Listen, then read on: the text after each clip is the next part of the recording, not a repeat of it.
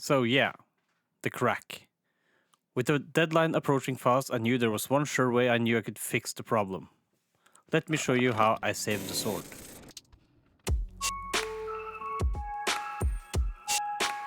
In order to make sure I remove the crack and make it stay away, I figured the best course of action would be to file a groove so I had a place to melt some additional filament into using a soldering iron. I didn't really piece together why the blade cracked on only one side until I started sanding the entire circumference of it, so that's why you see me doing a lot of extra work. The reason why only one side was cracking was due to me using Bondo instead of the epoxy I started out with. I'm not going to lie, that kinda sucked, but hopefully this will remove all the cracks.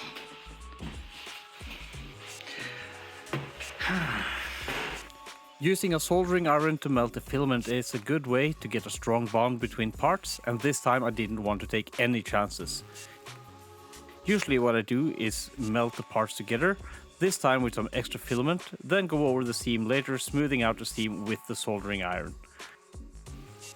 Make sure you are working in a place with good ventilation and wear a mask.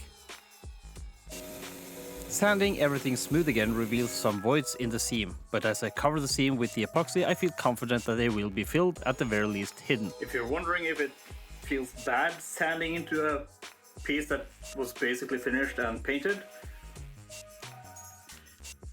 yes, it feels really bad.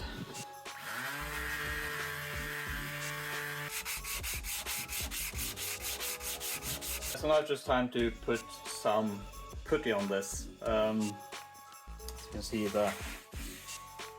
should be able to hide the seams with some more sanding. This is stuff I'll be using. Just mix them up and start applying it. Again, giving it a thick coat gives me a few minutes more of sanding later, but it shouldn't be too bad.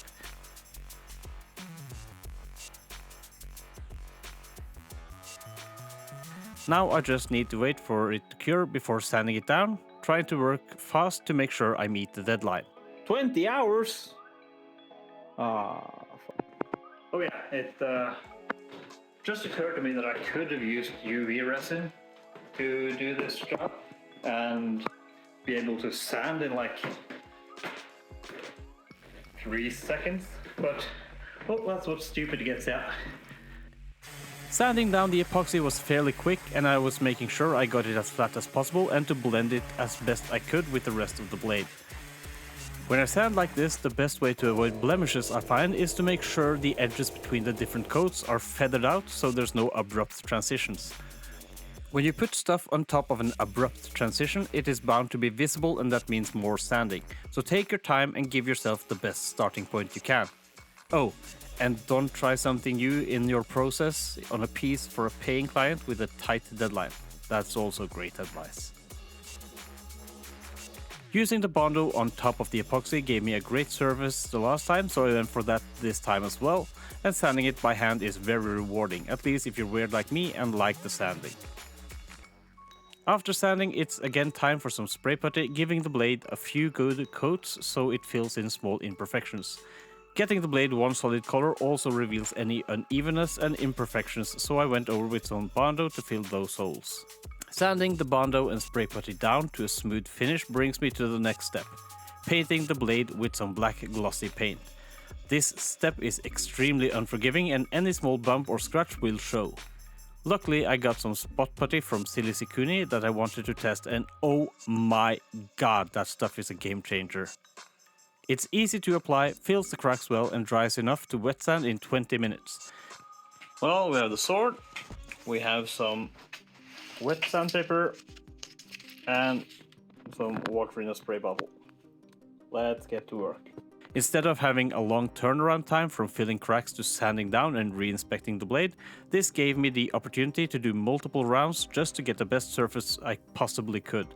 I think I did 3 or 4 rounds of this before I was happy. After giving the blade a black base, it was again time to paint it, this time hopefully without the blade or me cracking. The blade looked amazing, and with some quick and stressful masking and painting later, I got a blade I was happy to deliver to the client. Due to the rush of getting the painting done, I forgot to film it. Sorry, but when the deadline is this close, filming is one of the last things entering my smooth brain. The only thing left is to wrap it up a little bit to give the client the satisfaction of unveiling it. Now the buyer is soon here, so now we'll just hide it a bit so we can do the big reveal when she gets here. There we go. Here's the blade, wrapped in. Excited? Very. Super excited. Let's do it together. Ah! Oh my god. This can actually kill someone. Yes. Can I pick it up? That's the... Don't judge me, internet, if this doesn't work out. Okay. It is a unit. Don't ask me to pose, because I would say... To sum up this project, I'd say that time management was very good up until the crack appeared, but through sheer force of will I managed to deliver the sword in a timely manner. It's always fun to work on big projects like this, especially for clients that I know will elevate my work to the next level by using it in a cosplay. And you don't want to look at me holding this sword. Let's cut to Silly Sekuni looking like a boss wielding the sword.